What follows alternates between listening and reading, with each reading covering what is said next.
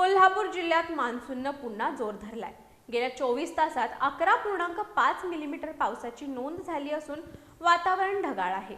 हवामान विभागानं पुढील काही दिवस मध्यम स्वरूपाच्या पावसाचा अंदाज व्यक्त केलाय। कोल्हापूर जिल्ह्यात गेल्या 24 तासात 11.5 मिलीमीटर पावसाची नोंद झाली आहे। सध्या जिल्ह्यात ढगाळ वातावरण असून अधूनमधून हलक्या ते मध्यम स्वरूपाच्या पावसाच्या सरी कोसळत आहेत। हवामान विभागाच्या माहितीनुसार आज जिल्ह्याचे किमान तापमान 21.5 अंश सेल्सिअस तर कमाल तापमान सुमारे 27 अंश सेल्सिअस राहण्याचा अंदाज आहे। सकाळी हवेतील आर्द्रता 95% नोंदवण्यात आली। आज दुपारनंतर किंवा सायंकाळच्या सुमाराला पाऊस किंवा मेघगर्जनेसह सरी पडण्याची शक्यता असून 3 ते 8 जुलै दरम्यान जिल्ह्यात सर्वसाधारणपणे ढगाळ वातावरणासह मध्यम पावसाचा अंदाज हवामान विभागानं व्यक्त केलाय।